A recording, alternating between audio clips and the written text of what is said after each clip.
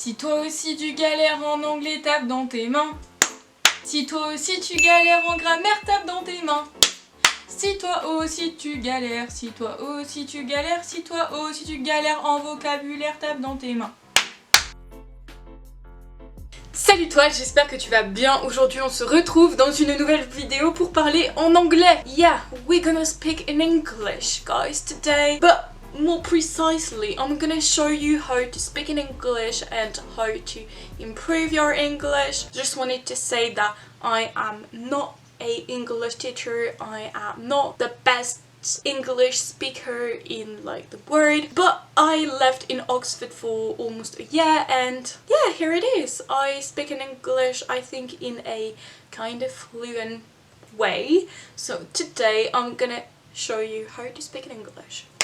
So, on retourne en français. Oui, parce que je suis la parfaite youtubeuse qui écrit tout dans un carnet. Du coup, je vais te montrer en fait comment on s'améliore en anglais. C'est pas si compliqué et je vais donner un peu tous mes conseils. Premier conseil, Netflix. Netflix, je suppose que tu y es, que ta soeur y est, que ton père y est, enfin bref, que tout le monde y est. Et pour t'améliorer en anglais, tu mets en anglais sous-titré français. What the fuck? Genre, alors en fait, je t'explique dans ta tête. Tu parles en français et donc du coup si tu lis en français alors que c'est en anglais sur la vidéo, pense que tes oreilles vont se faire à l'accent alors qu'en réalité tu vas juste lire ce qui est marqué en dessous de ton écran, tu vas pas réussir à combiner les deux. Enfin je veux dire, c'est très compliqué de réussir à lire en français et à totalement comprendre dans une autre langue. Donc le seul conseil que je peux te donner, ça va être de mettre en anglais, sous-titré anglais, pour que tu puisses ensuite juste arrêter toutes les 2 secondes. Et non, ce n'est pas un joke, mais le but c'est de t'arrêter à chaque fois que tu comprends pas un mot ou une combinaison de mots et que tu regardes sur Google Trad ou sur Word Reference comme les English teachers savent et regarder la traduction de ce mot. Alors je vais te dire, au début c'est très chiant, mais après je t'avoue que tu retiens beaucoup mieux les mots, tu retiens beaucoup mieux le contexte de la phrase et justement on va passer du coup au deuxième conseil qui est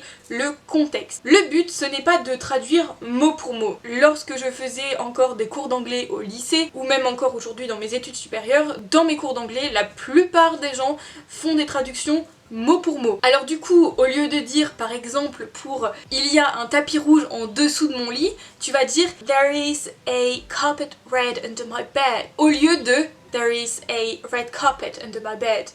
Parce que en fait, pour le contexte, il faut switcher les mots et non traduire mot pour mot. Et c'est justement si tu traduis mot pour mot que tu vas louper des phrasal verbs. Que sont les phrasal verbs? Je ne sais absolument pas la traduction en français parce que j'ai appris ça quand j'étais en Angleterre et clairement je pense que j'ai dû louper pas mal de cours d'anglais ou alors je dormais, je sais pas. Quand je suis arrivée et qu'on m'a parlé des phrasal verbs, j'étais en mode qu'est-ce que une...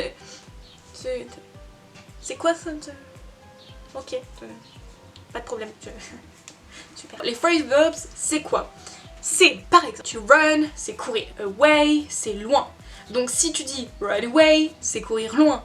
Alors que run away, ça veut dire quitter la maison. Ouais, je... Me demandez pas pourquoi, je sais pas, mais en fait, le truc c'est que si jamais tu ne sais pas ce que veut dire away, tu vas dire, je vais traduire away, donc tu traduis away et Google Trad te dit loin. Du coup tu te dis, il court loin, et du coup...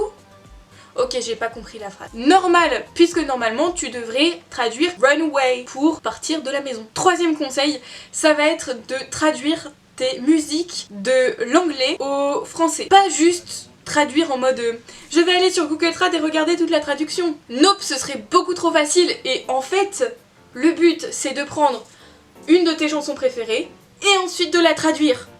Tu peux avoir beaucoup de surprises.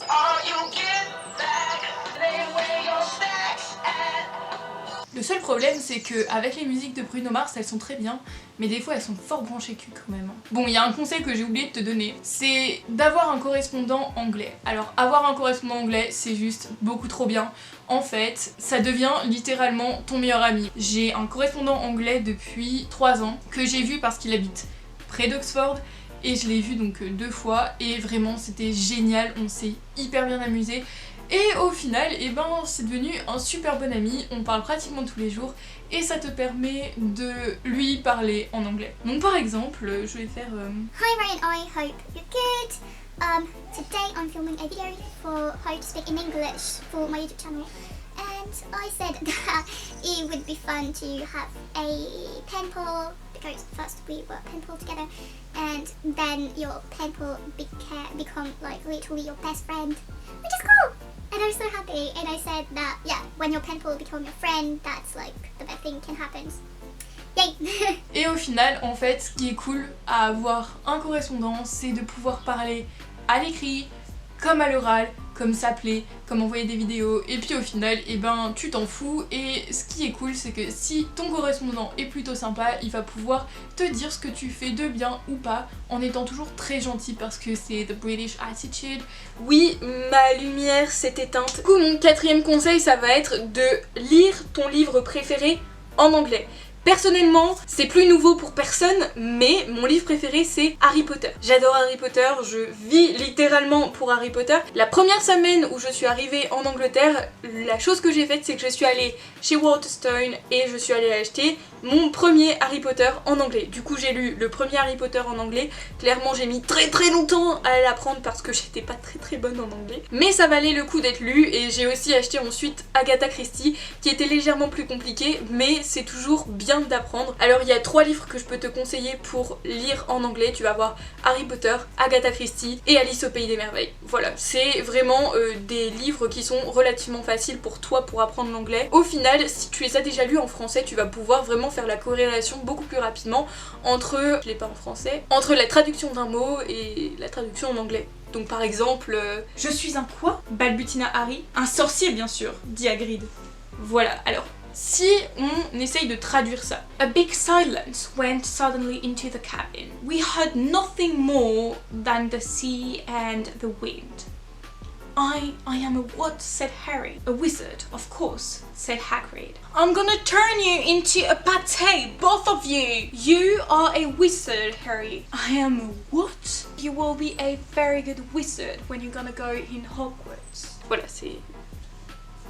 Ensuite, ça va être le vocabulaire. Il y a plusieurs manières de s'y prendre. Personnellement, c'est une manière qui m'a toujours aidée. En fait, tu te poses, juste tu regardes autour de toi et tu essayes de nommer, on va dire, au moins 20 choses qui sont autour de toi. Par exemple, I do have a headband, I have some baking soda, I have 2 cups of tea, a cup of coffee, I have some earrings, I do have...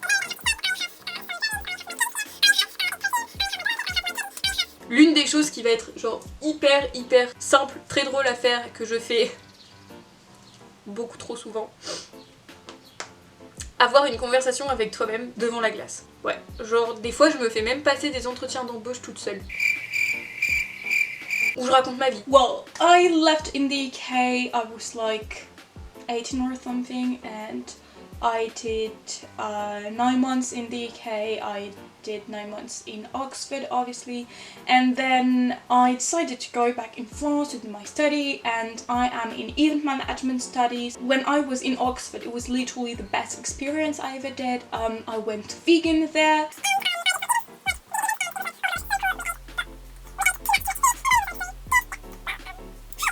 Voilà, c'est tout pour cette vidéo, j'espère qu'elle t'aura plu. J'espère aussi que tu vas pouvoir t'améliorer en anglais. Suis-moi sur Instagram parce que à chaque fois j'essaye de te donner des petits tips en anglais, justement pour t'améliorer. Et puis je te fais des gros bisous et à la prochaine.